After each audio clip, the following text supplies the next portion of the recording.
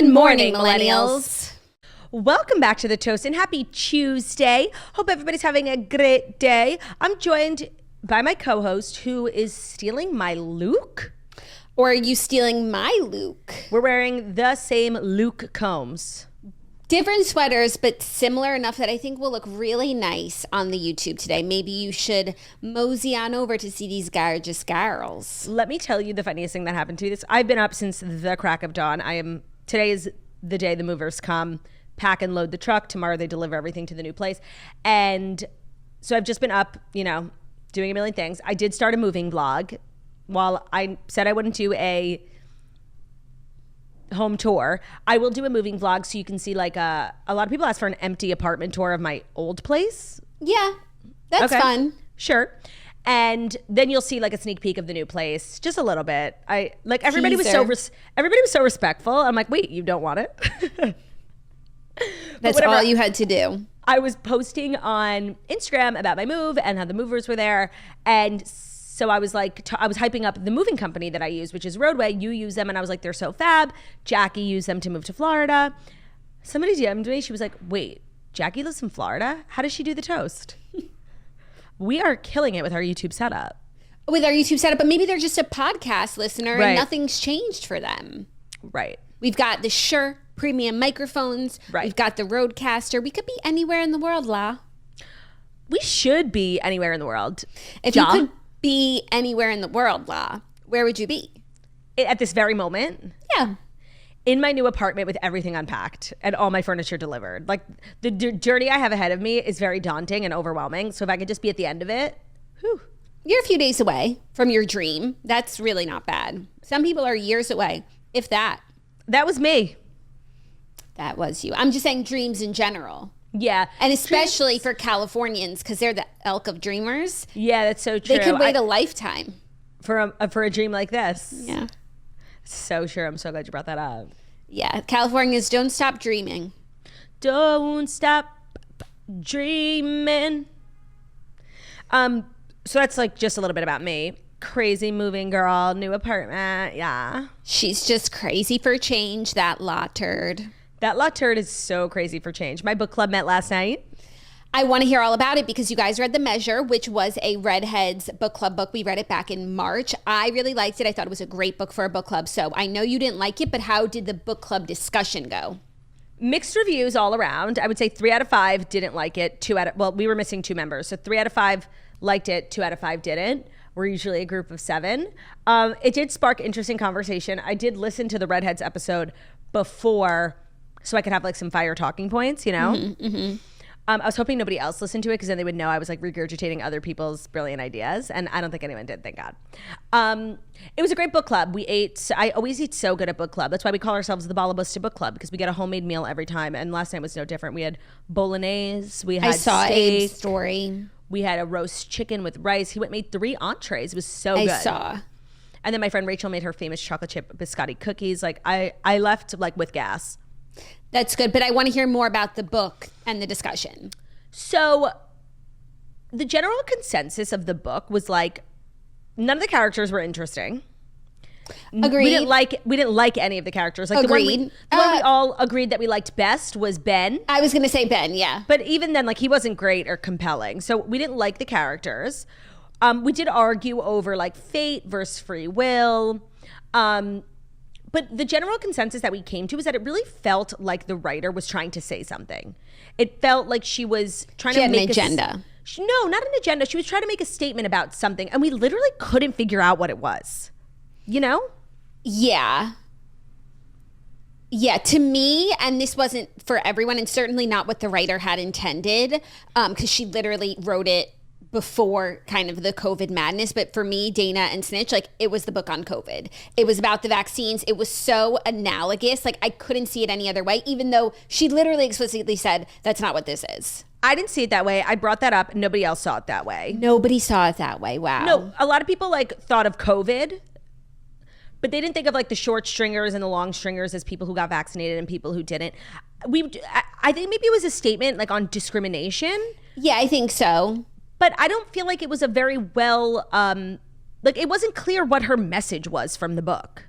I think it was about like discrimination, marginalized people, the treatment of people. Okay. Unfairly. That like really didn't come through for me. Yeah, I understand that. I just, when I finished the book, I was like, what is the point? What was the point of this book?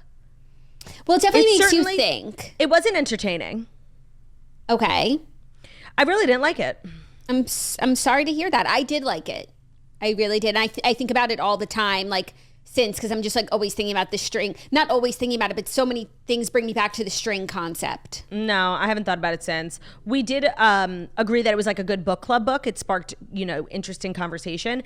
And we're just really struggling. Like we have not had a book since The Rose Code that everybody liked, or even like most people liked. We're in a rut, and for our next book, everyone in my book club is Jewish, and we were thinking of doing a book on Israel just so we can learn.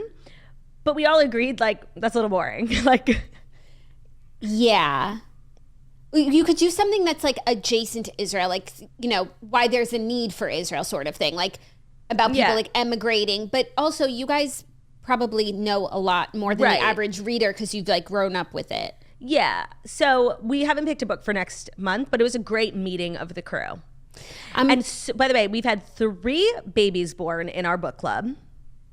Wow. Sorry, 2, excuse me. But the next book club, Margot will most likely miss because she's due any day now. So we're just kind of like a really we're like a traditional book club. Well, we would know it by the name. I do feel like the name sums kind it of up. Gives it away. You're just like childbearing, eating, cooking women. Yeah, no, we literally are in the 50s. We should have read, even though everyone in the book club's already read it, but as a group we should have read Lessons in Chemistry because that book was for us. I'm obsessed with Lessons in Chemistry. I haven't watched it yet. I got the PR package from HBO and it was really, really cute, except I wasn't... HBO, it's on Apple. Sorry to the PR company. Yeah, it was Apple. It came while I was in New York, so it didn't really work out, but they sent a lasagna bolognese in this LL Bean cooler bag. Was it kosher? No, and it was rotten by the time I got home. Yum. I couldn't have eaten it anyway, but it was a cute idea, and it's this huge cooler bag. It's the coolest bag. It says supper at 6. It came with a notebook for your recipes, some alcohol-free wines. It was so cute. That is cute. I'm just obsessed with Lessons in Chemistry, and I just don't want to watch it because it's something I'll always have to look forward to. We talked about it at book club because a lot of people were annoyed that it's being released one episode at a time. So some people had started it, some people had not. I think everyone in the book club has read the book. But we were talking how we didn't think it was an amazing casting for Brie Larson. She's never going to be my go-to. You know what I mean? But she's a solid citizen. For me, it would have been January Jones, because that's... Oh, my God, it would have been January Jones. She's someone you can get really excited about. I personally don't get so excited about Brie Larson, but she's just a great, solid actress, and she'll be very good. Yeah. You just reminded me about PR packages. I don't know how to do this in any other way, and I just feel a lot of the girlies who work for brands and PR companies listen to the toast.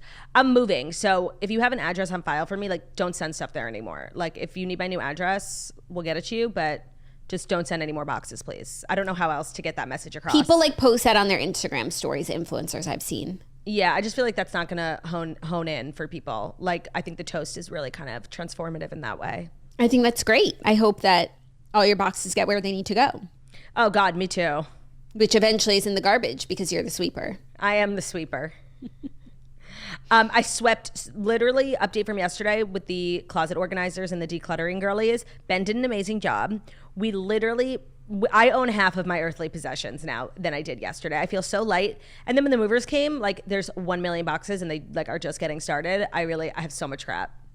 Yeah, there's a lot of boxes, but that's also because they, pack sparsely and they give space for everything. They make space. Yeah, sometimes you see so many boxes, but there's not so much in them. Yeah, that's true. It's okay. Okay. They like to make space and leave space for everyone. They like to make space, yeah. So that's my moving update. Vlog is in process, and it's a very exciting week for me. How's everything going with you, Jax, mother of 2, back at work full time? Things are going well. being back at work, very exciting. Speaking of vlogs, I actually just posted a vlog this weekend that people are kind of loving. It was like my book launch week vlog, and it started out like really excited. So much excitement. And then just like little by little chipping away at that until, the excitement completely petered out after October 7th. But it was a journey, and I do like a really big try on haul of like all these authorial looks, a little postpartum conversation about how I'm feeling, where I'm at, what size jeans I'm wearing. Brave. Yeah. Just cause I don't know. I was just like feeling like chatting to you. You were feeling brave? No, I don't even feel like it was brave. Okay. I just feel like it was real. Real. And there's another vlog on the Patreon. We both did vlogs. But actually, it's going to be a vlog heavy month, but that's just because there's so many exciting things happening in our lives this month. I had a vlog right before that, trying on clothes for LA, which was traumatizing. So lots of try-ons, lots of girly, swirly action on the Patreon. Yeah, the people love the try-ons. It's the worst. Like, for the person filming it, there's no worse experience. For the people watching it, there's no greater experience. So we do it for you. And then we have some other episodes brewing this month I'm really excited about. And that's really exciting. I can't believe October is almost coming to a close. It's zoomed by in a flash. I'm looking forward to the end of year because it's the best time of year. Mm-hmm. I have a new apartment where I could see the snow by Christmas. But it is making me sad. Like, my year of yes, wasn't that yesterday? It was yes, Turdy. I'm almost 1 year into saying yes. And then next year, what will you say? No. Really? No, I don't know. I have enjoyed, by the way, saying yes to life. I would recommend it. So you'll say yes again next year, no? I'll have to reevaluate where I'm at New Year's, Yeah. I don't want to make any blanket statements. Resolutions. Yeah. Well, it's very exciting. The holidays are coming up. So festive. It's the greatest time of year. And it's here. Help me celebrate it. Joy to the world and everyone. Lift up your unveiled lights. There's a favorite. That's like an underrated holiday bop. Like, everybody knows Kelly Clarkson, but what about Allie and AJ? Honestly, they know it. It's there. It's rated. Okay. I feel like people give it the props it deserves. I mean, it's that time of year again where we're nonstop going to be talking about Kelly Clarkson's album. Christmas Spectacular. It's so good. I can't wait to go all in. I wonder what Kelly has up her sleeve this year for holiday. She always does something. Remember last year was the big NBC special with all those guests, Ariana Grande. Yes. And she put out another holiday album. I don't know if it was last year or the year before. Also Hopefully she's got some big plans on her Patreon. She bet. Kelly needs a Patreon. I would sign up in a second. I just want her to cook for me. Yeah, and she's very homey because she has that, Wayfair furniture line. She has, the kids, the Christmas songs. She's kind of like a Martha Stewart in the making. Children's book. Right. Yeah. It's time. Kelly, patreon.com/Kelly Clarkson. After patreon.com/The Toast. After. How are the stories today? They're good. Brittany is taking over the news. I don't think we're talking about her today, but her book did come out today. Yes. So there's just like a million stories, bombshells from the book. I am going to read it. I started the new Sophie Kinsella book, which I'm just not really loving right now. And I read a really similar book last year. So I'm kind of regretting having started it, but I love Sophie Kinsella. She's my favorite author. So I'm going to push through. Then I have to read the Redheads book, which first Thursday of November, reading The Dead Romantics. Read along with us. It's like spooky season. Who picked it? Rebecca. I never heard of it. It's like a new book. It's a comedy, like a rom-com, but also a bit spooky. Perfect for Halloween. And then I will read Brittany's book. So I'm a little backed up. I suggested to the book club that maybe we try memoir since we're just kind of striking out with every select. And nobody was into the idea. I was brutally rebuffed. I would read Brittany's book for the Redheads, but I know Dana's the next pick, and she's not going to pick that. Definitely not. I wouldn't even want her to because she always leads us into interesting territory. Yeah. And her end of year book, her December pick, is always the best book of the year. Bang out. We had Addie LaRue, Midnight Library, Horse. Midnight Library was one of the worst books. What? You're crazy. I couldn't even finish it. It was horrible. It was so short. Oh my God, so fucking depressing. It was a little depressing, but it makes you think. I've just had enough with thinking, you know? I know. I feel that way. So I'm like, I'm going to read a mindless book. And now I'm reading a mindless book. And I'm like, well, this is a waste of my time. Okay, that's so real. I literally flip-flop between World War II books and pornography. And every time I'm reading pornography, I'm like, this is such a waste of my intellect. And every time I'm reading World War II, I'm like, my God, this is fucking depressing. Yeah, like I just want to keep it light and bright. So true. It's so hard to be such an avid reader and an intellect. Yeah.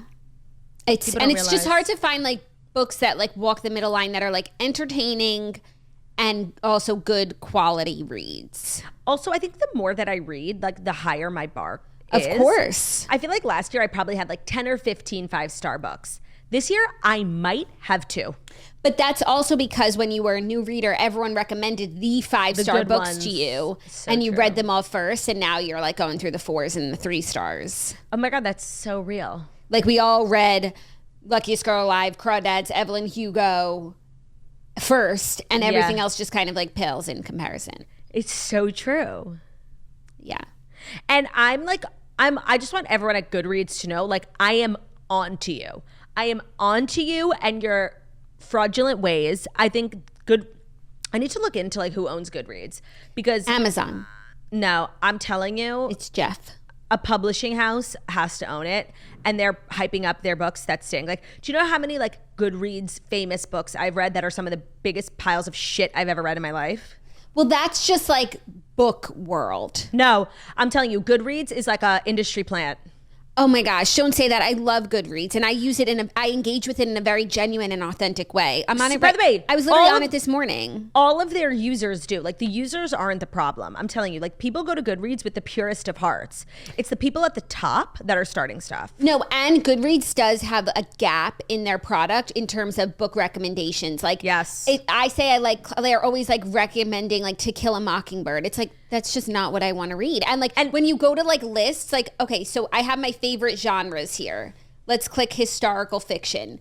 It is like the oldest list of books from like the last 20 years. Like, where's the fresh ones? No, and on Amazon, when you go to a movie, one of my favorite things to do is like if I'm in the mood to watch something like Nancy Meyers-ish, I'll go to like The Holiday and go to customers also watched. And that algorithm is amazing. Every time I look, I find what I'm looking for. Goodreads needs that. For sure. You can find it on Amazon. The thing is, Turdy, not to toot our own horns, but like we actually really influence that section. Like when you go to any of the books that we love, if you went to like customers also read, it's like all the other books that we love. I know, it's like a circle jerk of the same books. Because we started the jerk. We did. That's so like us. Our influence is just like too vast. I'm seriously like not even kidding. Like if you wanted to read something similar to Evelyn Hugo or Luckiest Girl Alive would come up. Yeah, like it's all the book. Well, Evelyn Hugo everyone loves, but I'm just saying like even some of the random books we like, then it's just all the other books that we've recommended. No, we're too powerful for our own good. And it's like, who recommends to us? That's what I'm saying. Where do I get my recommendations? I get them from the redheads, like community listeners. I get them from Dana too. She reads a lot and she'll tell me like something that she thinks I would like. I get my recommendations from you.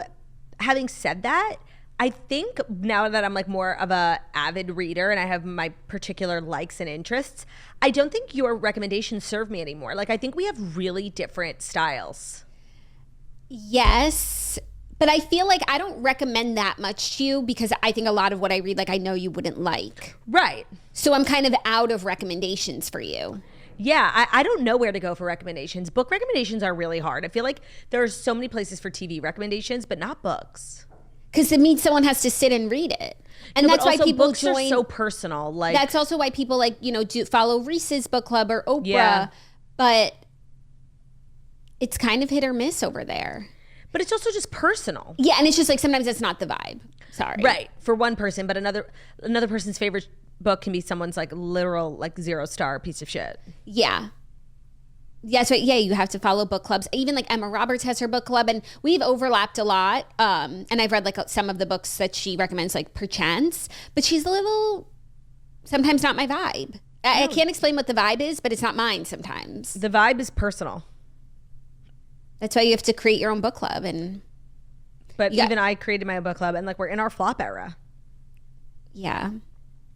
But anyways, that's what I'm saying. Like, that is an app that needs to be made where it's like a better generator for recommendations and like community shared interests. No, and they're not, pushing product from publishing houses that they own. I will look who owns Goodreads, because I know you can connect your Amazon. I don't think Amazon owns it. I'm telling you, Penguin Random House, like some big publishing company. I'm onto something. Goodreads is an American social cataloging website and a subsidiary of Amazon that allows individuals to search its database of books. What publishing houses does Amazon own? Oh, what publishing house? Guys, I'm telling you, I know I'm onto something. They probably own a lot. They have Amazon Publishing. Yeah, and like Kindle Unlimited. Like they have a lot of Kindle exclusive authors. Does Amazon have a publishing house? No, not. Jackie, they're hiding it. Why the Penguin Random House merger is also about Amazon. I literally told you. The U.S. wants to stop Penguin Random House from buying Simon & Schuster. The elephant in the room is Amazon. This is giving younger. Totally. Whatever it is, I know it's buried in paperwork and shell companies. Penguin Random House owns Goodreads. You heard it here first. Goodreads. Shut up. I hate you. Should we dive in? Yeah, might as well dive into the Fast 5 stories that you need to know. And the Fast 5 stories that you need to know are brought to you by Saks.com.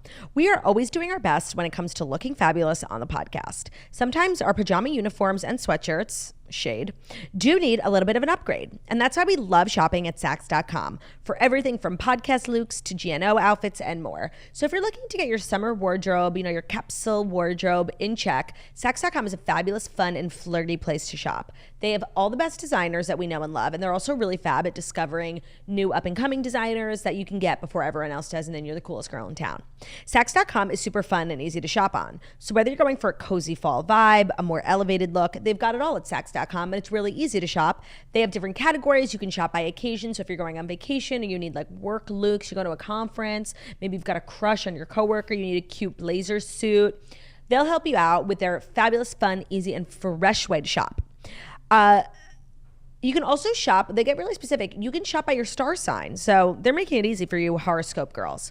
You can find the perfect revenge dress from brands like Christopher Esber and Cult Gaia. I love discovering new brands at Saks.com. They're also just amazing. They have great customer service. They have great shipping. It's also just a big database. I hate when you're shopping on websites and you literally get to the end of the product. You can never get to the end of the pages at Saks.com. There's just endless.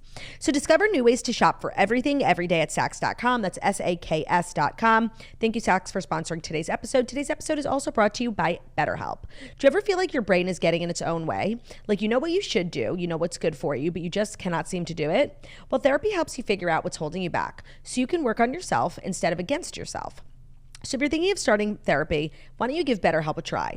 It's done entirely online. It's designed to be convenient, flexible, and suited to your schedule. Just fill out a brief questionnaire to get matched with a licensed therapist and switch therapists anytime for no additional charge. That is, in my opinion, one of the best things about BetterHelp, because so many things about in-person therapy can be really awkward, especially if you don't vibe with your first or second or even third therapist, which is totally normal because what's more personal than therapy? Nothing. They make it easy. So it's not awkward. You don't have to go and call and cancel. They'll just switch you. And then you could talk to your next therapist, whatever medium you're most comfortable with. So you can text, you can video call, you can regular phone call like back in the day.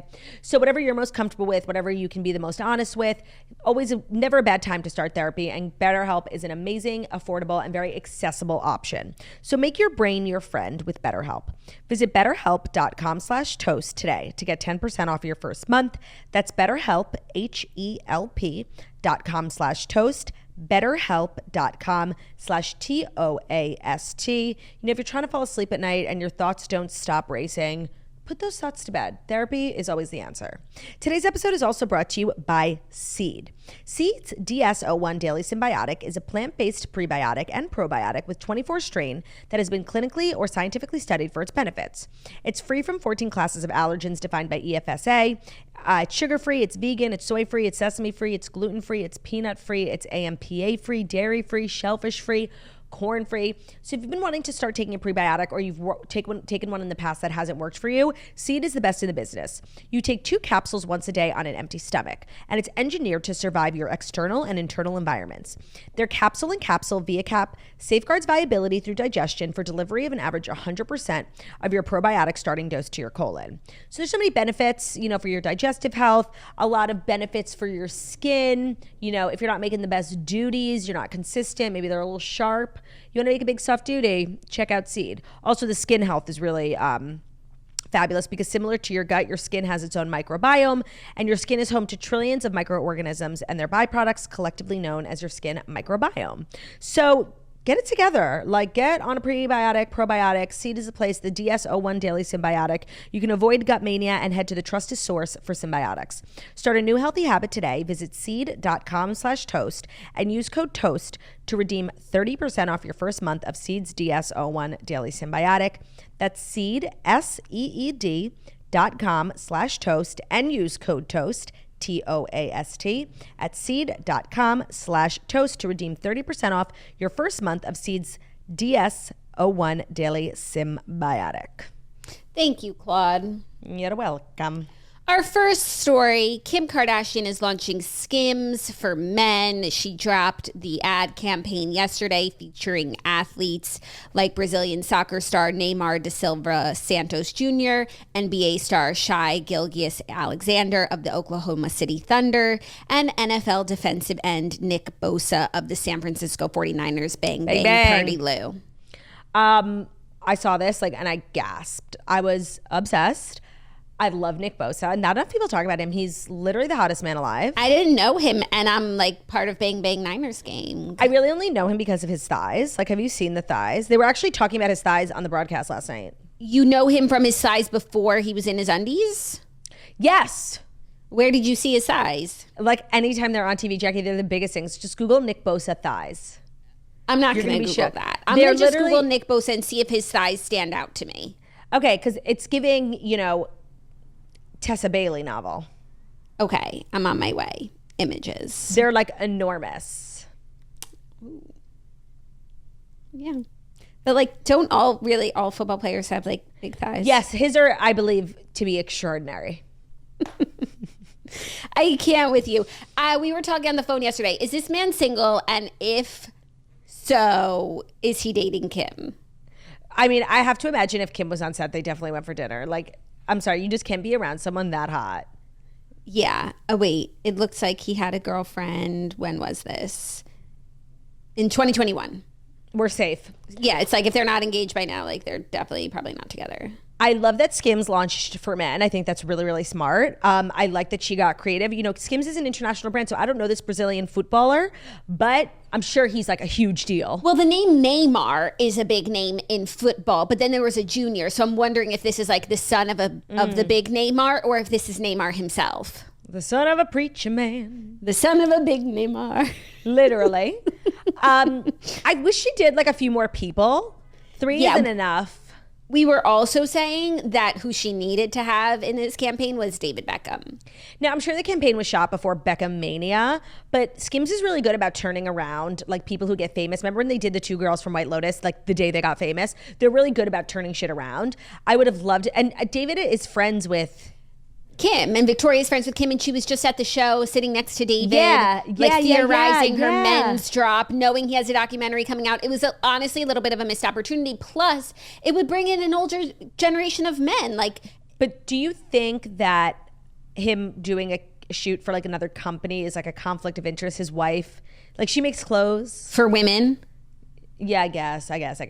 But he might have already an underwear sponsorship. Oh, for sure, by the way, for sure. I'm sure she's actually pretty limited in who wasn't contractually tied to another underwear company like Calvin Klein.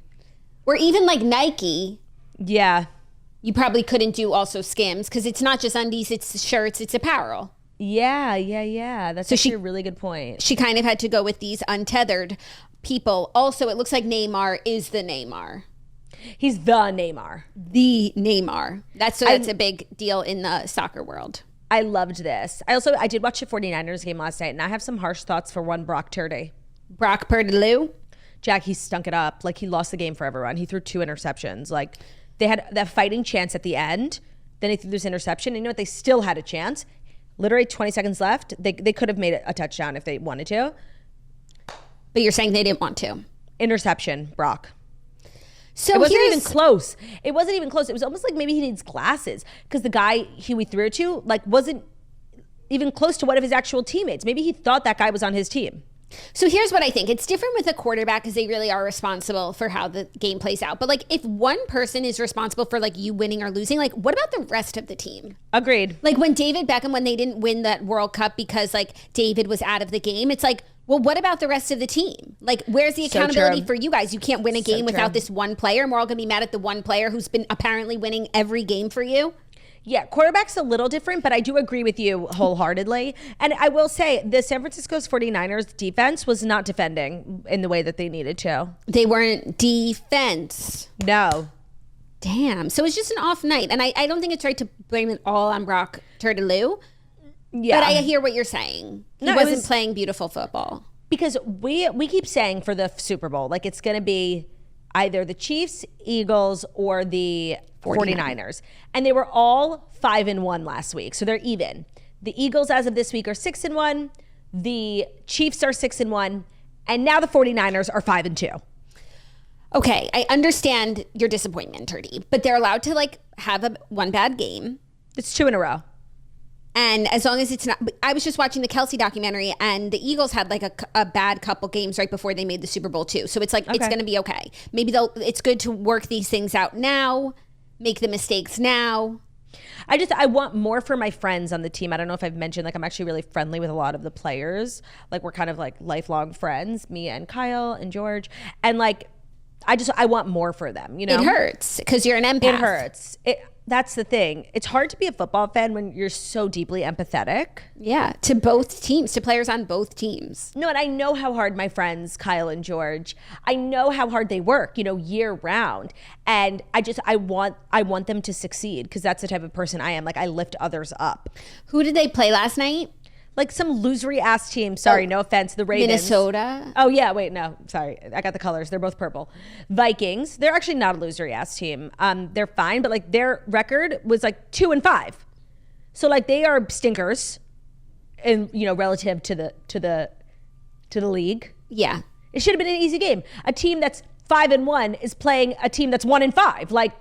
Where's the logic? Yeah, maybe there's greatness on that team. That was another thought I had when I was watching Beckham, when like he went to Real Madrid and every great player in the world is on Real Madrid. And then they start like losing or they lost their first game. And it's like, well, I want to watch a documentary about that other team because it looks like there's greatness over there. Big week for them. Yeah, like, or no, maybe they're just an incredible team. It was like Mallorca. They just like always beated them. And I'm like, maybe I should be watching a documentary about Mallorca. They always beated them. They always beated them. I love sports. Like, I can't believe I wasted so much of my life, like, not being interested in it. I kind of want to go to the Jets game this Sunday because I'm obsessed. And I love the Jets. Like, that's my team. That is. So that's where you've landed? That's where I've landed. Well, I have many teams. Let's not forget. 49ers, like, but for my home team, people are always like, Giants, Jets. It's the Jets. Yeah, I feel that. I don't feel simpatico with the Giants. I don't know them. Me neither. I think it was because our dad was a Jets fan. Yeah. Our dad was also a Mets fan. That's tougher. Yeah, because like when it comes to Mets and Yankees, like the Yankees are just fabulous. They're like the richest team in the MLB. They're so historic. They were on Seinfeld. George Costanza worked for them. Like they're so New York. No, and it's like we have two New York teams. One is incredibly good and one is incredibly bad. Why would you electively root for the bad team? By the way, that's like not the case anymore. That was the case when we were growing up, but the Mets. I feel like it's more so the case than ever. The Yankees are always like World Series adjacent, even if they don't make it to the series. No, Jackie, that was literally when we were in middle school. They were like always in the World Series. That was literally like 2 years ago. No. The Mets aren't. The Mets in World Series haven't been uttered in the same sentence. No. But the Mets have Pete Alonso and Mike Piazza. And Matt Harvey, I think. No, he's down and out. I don't think he works anymore. Oh, jealous. So, Nick Bosa and his undies. Oh, that's what I was saying. I just love sports. Like, I need to get more. And Ben's like, now Ben is really excited because he comes home and like, I'm watching football. And Ben doesn't love football. He's really into basketball. He's like, the Knicks start next week. And I'm just like, I kind of don't care. Basketball doesn't do it for me. No, basketball's, it's not as relaxing as football. No. It's kind of frantic. No, the most frantic is hockey. Like, how in the fuck are we supposed to see that puck? It's tiny and it moves so fast. And also the field is smaller than like a football field and they go faster on their skates. So it's like we're just shuffling up and down the field. It's also very violent. Yeah. It's dangerous. It's dangerous. I don't mind hockey though. I actually like hockey. Yeah, I like it too because you get to wear like a nice chunky sweater if you go to a game. And it's like cold. Yeah, whereas like a basketball game, like you're rubbing up against people, sweating your titties off. Yeah. Something to think about. Yeah. So Skims Men, check it out for your mans. Looking forward to seeing other models in future drops. Yeah, I thought this was smart and I want more. Mm-hmm. Agreed. Speaking of sports, I think they need Ben for celebrity. If they could get him. If he's not already contractually obligated to Gildan. Those are the types of underwear he wear. From Amazon. Well, because Ben was buying Calvin Klein underwear and it's literally a pack of 3 for $33. Yeah. And I'm like, I'm sorry. Are you the Queen of England? Like, why do you need such expensive underwear? And he's like, because they're so good. Like, the band is really tight and it like holds me in. I'm like, let me just try. And I literally ordered the first one I saw off of Amazon, a pack of like 100 for $3. He's obsessed. Obsessed. You should get him Skims Men because they're a sponsor. So reach out. Yeah, okay, I'll try. I'll see if he likes it. Yeah. I'm sure they're delicious. Like, when Ben was wearing more expensive underwear than me, I was like, there's a problem here. Agreed. Thank you. Our next story, some more sports news. Travis Kelce's dad, Ed, is praising very sweet Taylor Swift for picking up trash in the suite. He said she's not a diva.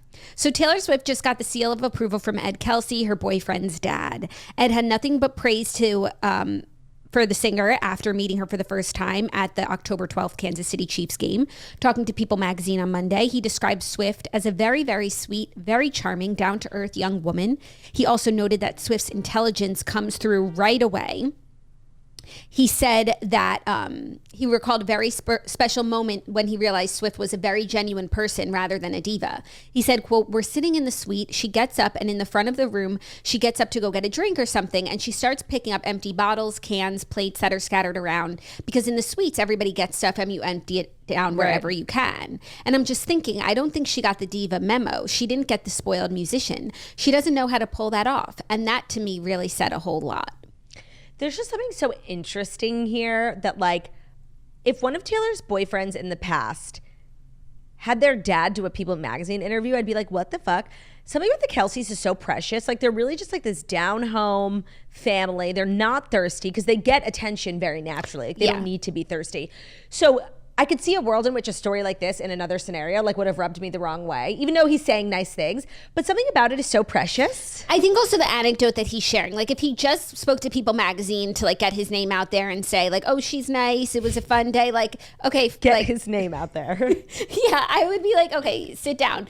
But he's sharing these behind the scenes tidbits that show Taylor in such a favorable light. Yeah. But also speak to like future daughter-in-law dynamics. Like when you meet your in-laws, like, yeah, you better start picking up the garbage around. Like, oh, can I help with the dishes? Yeah. You put the dishes in the sink. You dry off the dishes. Like that's something that you do. And I feel as though him sharing this with all of us, it's something we can all relate to of like, yeah, get to work. Like you're trying to impress the rents. Get to work. Yeah, no, it's so relatable in so many ways. And I don't know, like the more we learn, the more convinced, like Heather McDonald said on the show Toast, like she thinks they're going to get married. And I thought it was so crazy. But like, honestly, yeah. I went from not believing that these two had ever met to, okay, acknowledging that they're like hooking up and it's like a fun, fresh fling to fully believing like they're getting married. I'm on my way there as well, honestly. And I said that would not be the case. But I feel like they like each other so much. I think their lifestyles really complement each other. Yeah.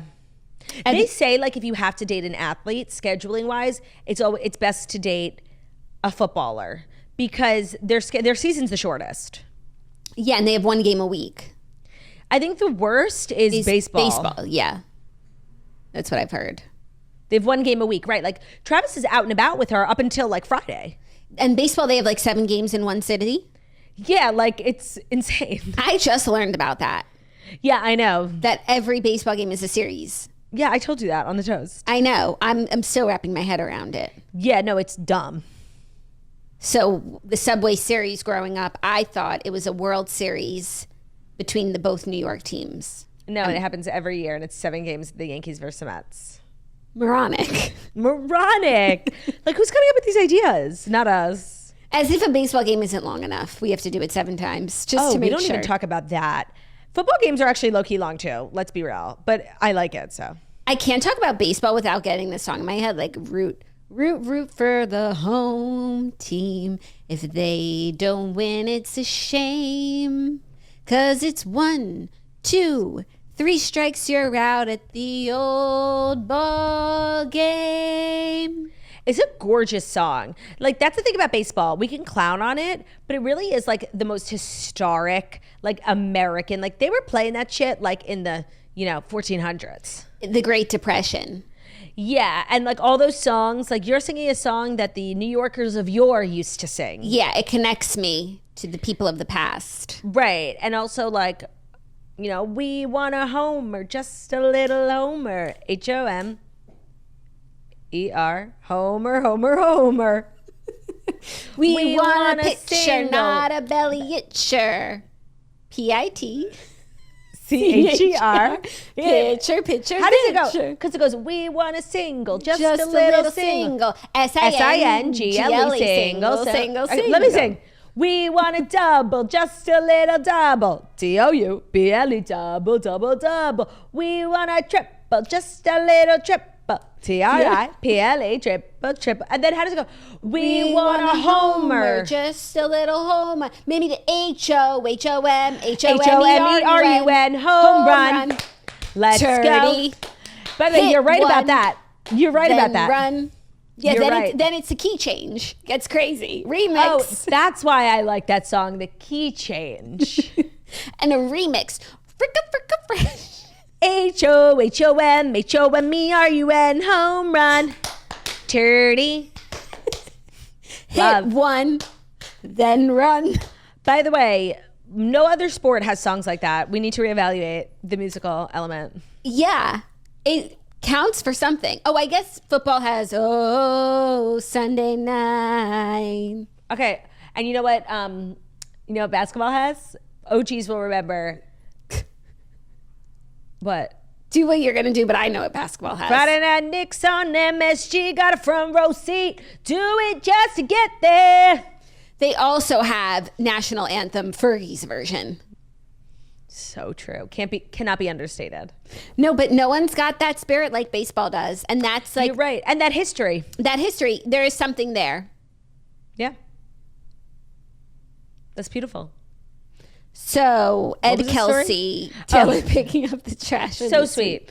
So sweet. She's a pop star and, a sanitation girly. We love. Yeah. And, trying to impress daughter-in-law of the future. Like, so she's taking this seriously. It's so true. Or she just like naturally cleans Is a sweeper. Yeah.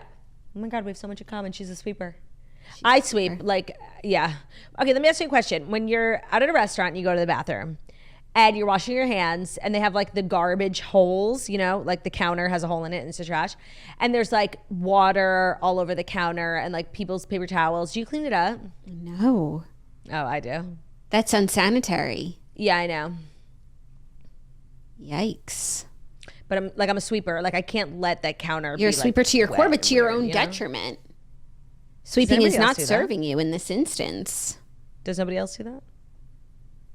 Sound off in the comments. I feel like that. I thought that was like a universal thing. No, that's really like unsanitary. Because still, someone has to like wipe down the counter anyway. So you're just like absorbing germs for what? To help, to sweep. It's in her blood.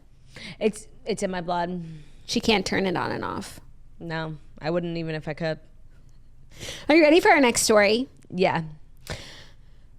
R.I.P. to this ship. Tom Brady and Irina Shayk's relationship has fizzled. Good.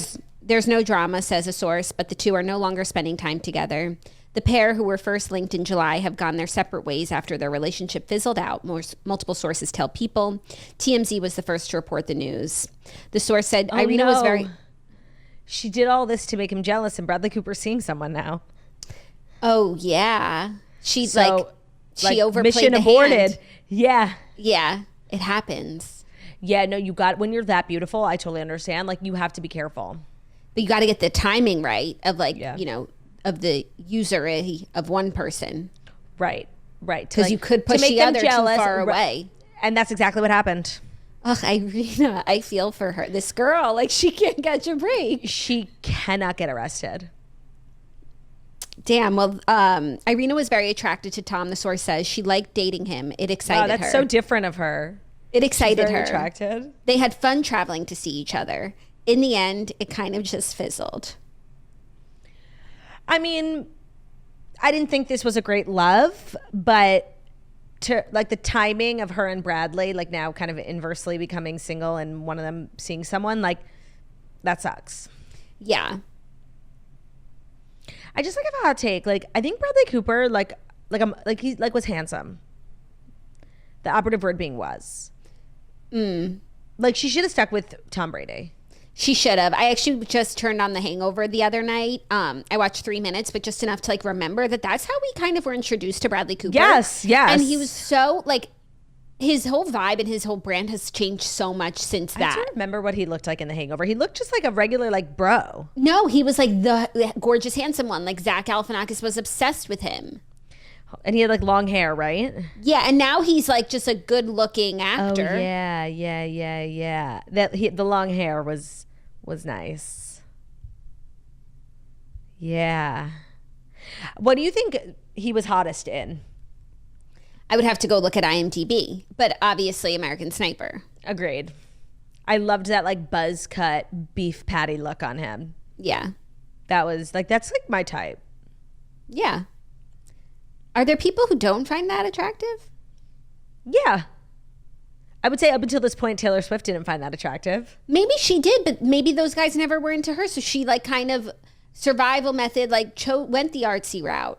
But she was always singing about the football player who didn't like her. But she was never dating them. Because they didn't want to date. Maybe it was out of self-preservation. They wanted to date her. Maybe it was out of self-preservation. No, you listen to You Belong With Me. Okay, that was 17 years ago. Right, but those sorts of things, they influence who you become. That's true. She might have put a wall up because she felt some sort of rejection from those people. Yeah, I feel that. Maybe Taylor should date Nick Bosa next. Sound off in the comments. Do you not find big hunky men attractive? If you're a head or a woman. Or a gay man. Yeah. Sound off. Are you ready for our next story that I know you're going to find really funny? What number is this? It's 4. Oh my God, no, I'm not ready. So I know you're not ready. And you have to get ready because this is literally a Turdy... Special? A Turdy dreamscape. Oh, I can't wait. Today's episode and the Turdy Dreamscape is brought to you by Athena Club. We all know that as weather gets colder, our self-care routines often take a back seat. But this year, it's all about feeling comfortable and confident in our own skin all year long. So when we bundle up in our cozy sweatpants and long socks, there's nothing like the smooth feeling of freshly shaved legs. Plus, as the weather gets colder, there's no pressure around how often we want to be beach ready or showing our legs, so we really shave for ourselves, which is the best. So if you're looking to step up your shaving game, you have to check out Athena Club's award-winning razor kit. It's seriously the best on the market, and here's why. First of all, it is an absolute steal at just $10. Don't let the price fool you. The razor packs a serious punch. It comes with a beautifully made handle and 2 extra 5-blade cartridges that deliver an incredibly smooth shave every time. It also has that magnetic hook that just reminded me I have to take down before I move and bring with me to the new place. I love my Athena Club razor. Shaving my legs just used to be something I was not interested in doing. It felt like such a chore, but now it really is fun and flirty and fresh, and I get smooth legs, and Ben likes it. And the Athena Club razor mounted to my wall makes it so easy. The quality of the shave is a game changer. Their razor glides effortlessly thanks to those 5 precision engineered blades. The blades are perfectly spaced out to let hair pass through with each stroke, and you'll experience less irritation and less razor burn, which is always a win in our book.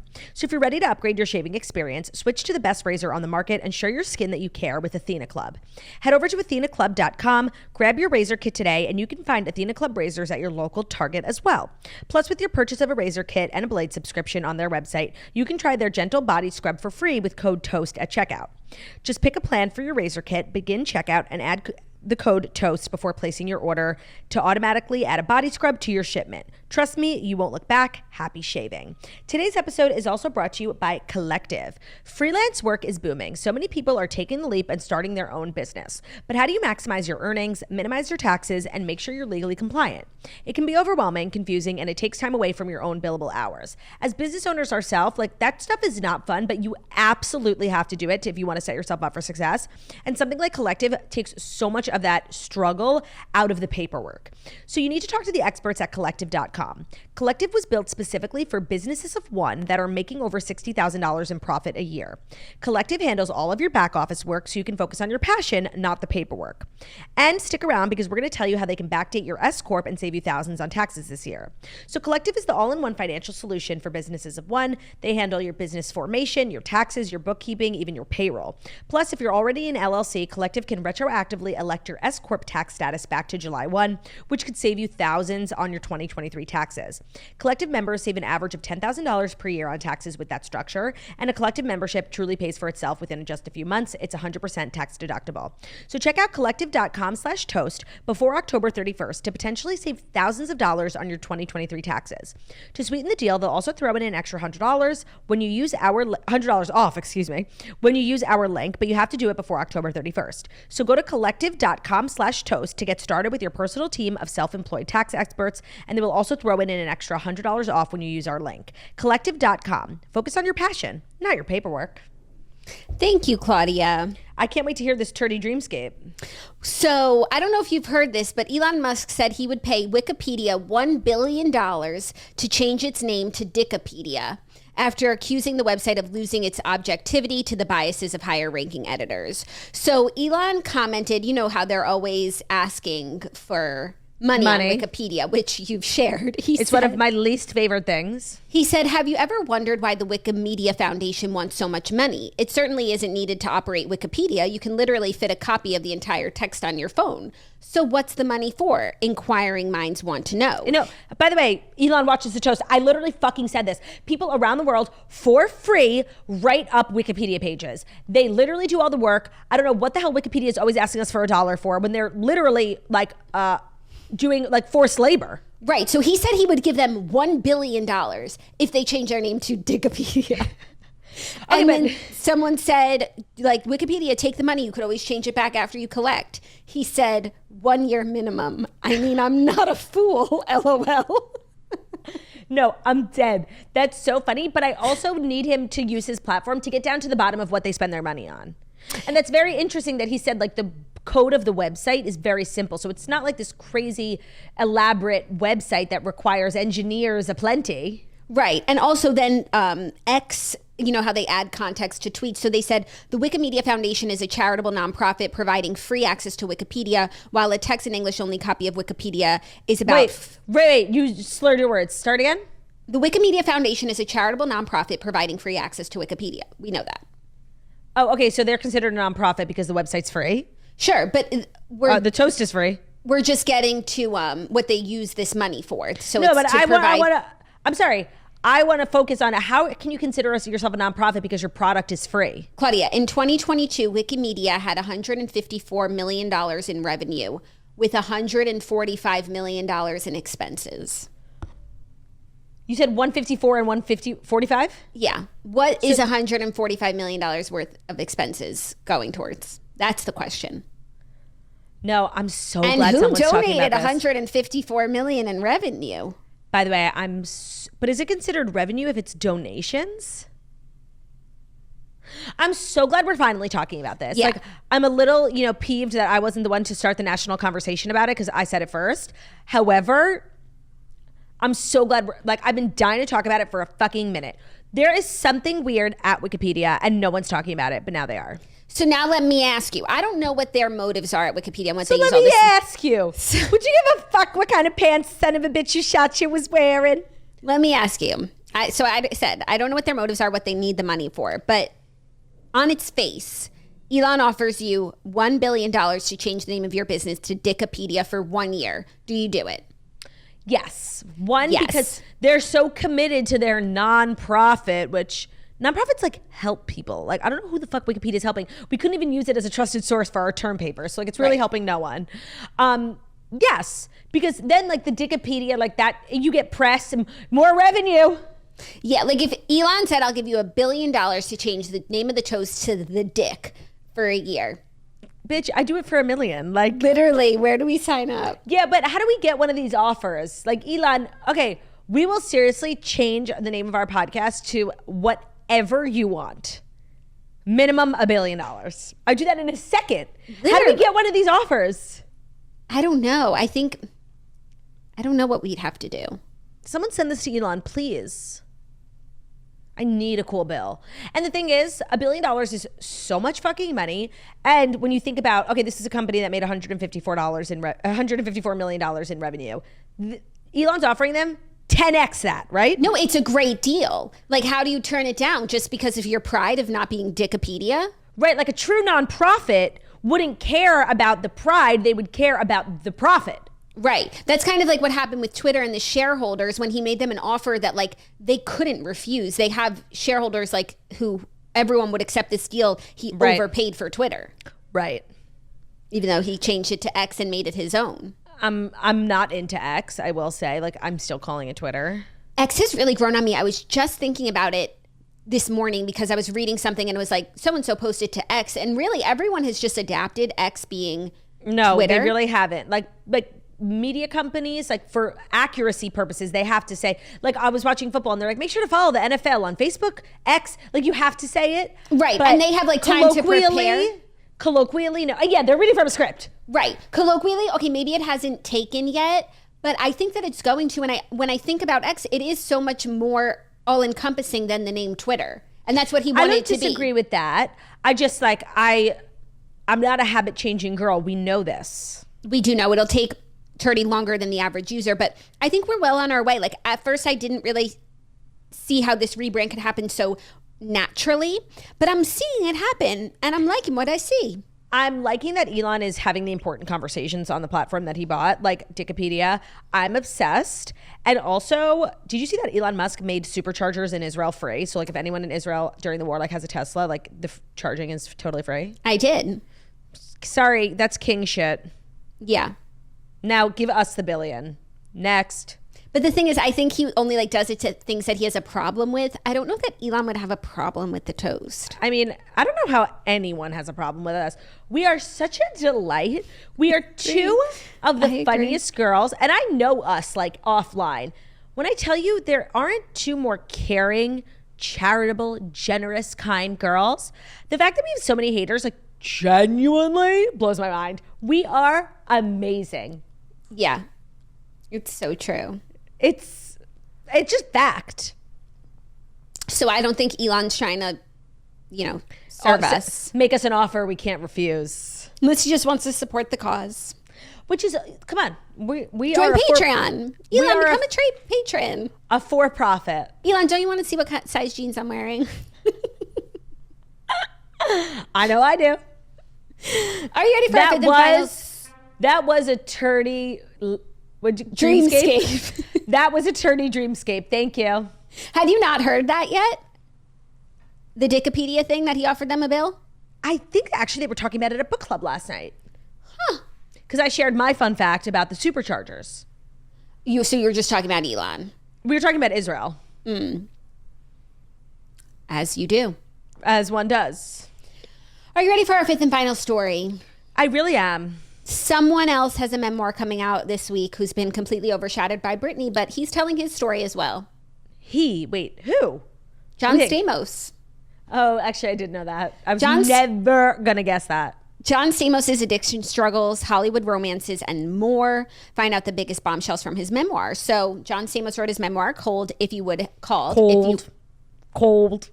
If you would have told me is what it's called. And he's mentioning it all. Divorce from Rebecca Romaine, his journey to sobriety, his time on Full House. It seems very he's lived a big life. I think he's actually the perfect person for a memoir. I think so too. So he talks about his alcohol reliance, how it picked up during his time working on Broadway, during his ER days. I didn't even realize he was on ER. So Uncle Jesse. He went on an entire press tour while fully drunk. Oh. He recalls his scary DUI incident that led to his hospitalization and eventually rehab. I forget about a time in the world where Rebecca Romaine and Uncle Jesse were married. And I love Rebecca Romaine's marriage currently with Jerry O'Connell. Like, I think they're the real deal. And when he was on our show, he was talking about how, like, difficult it is to have your wife be married to someone who looks like John Stamos. And I forget about that time because I don't think I was, like, a conscious, purveyor of pop culture. But, like, the most good-looking couple on the planet. Yeah. Obsessed. He also talks about the heartbreaking moment he learned of Bob Saget's death. Oh, yeah. And he has a lot of big things. He has a lot of big things. Yeah, so he's mentioning it all in his new memoir. Like, I really feel bad for him because, like, the timing of his memoir release couldn't be worse. Like, Jada Pinkett's was last week. Britney's is this week. He really should have waited one more week. Yeah, but I'm sure it'll still do well. Yeah, the Full House, like, fans are loyal. And the John Stamos fans, like, he's really acquired a lot of fans over the years. Yeah, and he's also weirdly, like, a very digital person now. He's always used to be in, like, the Vlog Squad videos. He's good friends with Josh Peck. He does a lot of podcasts. He's very, like, social in terms of social media. He was in the Vlog Squad videos? Yeah, he used to, like, show up. A couple, like, big celebrities used to be in the Vlog Squad videos. Like, Howie Mandel was randomly in them all the time. And I think it was because Josh Peck was in the Vlog Squad. Josh Peck did a TV show with John Stamos called Grandfathered, and I think that's how, like, John met the crew. Got it. Okay. Yeah, that was a crazy time, the Vlog Squad And years. what's the Vlog Squad doing now? So they've all kind of broken off in their own paths. So Zayn and Heath and Mariah and Matt have their own podcast. Then Carly, Erin, Matt, and Mike have another podcast. David, what's David doing? He has Views, his podcast, I think. With Right. Jason. Right. And then, what's his name? Jeff with the eye and the crane. Yes, that's what ended the whole Vlog Squad, is that, like, David was making everybody do these crazy stunts on a crane in this lake, and Jeff literally almost went blind from it. I thought what ended Vlog Squad was the allegations against David. That too. Yes, I forgot about that. Whatever. Jeff is like a very outspoken anti-Vlog Squad type of person. I do believe the rest of them are still friends. And they all do different projects, and they're, like, friendly with each other. They go to each other's weddings. Like, Matt just got married, so a bunch of people were there. But I do think there's, like, even beyond David and, like, the bigger people, there's, like, infighting. I remember reading there was, like, a fight between, like, a bunch of people. I don't know. The fact that disintegrated so quickly was so insane. Yeah. I don't even remember a time, but, like, I was obsessed with those videos. Yeah, you were. Obsessed. Well, John Stamos' memoir's out now. Britney's memoir's out. The Camper and the Counselor's out, even though you literally can't get it anywhere. Turdy's memoir's out. It's been out for a while, but still, you can get it. You can still read the story of the turd. What should my next book be called now that I have this nickname? Well, is your next book going to be, like, memoir part 2? I feel like my next book, I think I would do, like, a collection of short stories. But once I have more stories to tell, like, I need to have a child, you know? Yeah. I love reading short stories about parenthood. They just crack me up. I think that's what my next book would be. So, like, come up with a cute name for me. Okay, we have time? No. Speaking of, we have time. Yeah. So that's our show. I have 13 text messages. I just know shit's going awry, like, at home. Oh, right. You have things going on in your home. I do have things going on in my home. It's very well said. So is that our show? That is our show. No one else can claim it. If anybody wants to donate to it or purchase it, the price is $1 billion. So do with that what you will. Cool billion. Cool bill, Elon. And if you want to come on, Elon, we would love to have you. Love. Thank you so much for listening to the Toast Millennium Morning Show, where we deliver the fast 5 stories that you need to know every Monday through Friday on YouTube. So if you're watching us on YouTube, please feel free to subscribe and give this video a thumbs up. We are also available as podcasts anywhere podcasts can be found. So that's Spotify, iTunes, Stitcher, Public Radio, iHeartRadio, CastBox, all the places where we listen to podcasts. Find us, the Toast, leave a 5-star review about how beautiful, stunning, and beyond wickedly talented we are. Hope you have an amazing, gorgeous Tuesday, and I'll see you tomorrow. Love ya. Bye.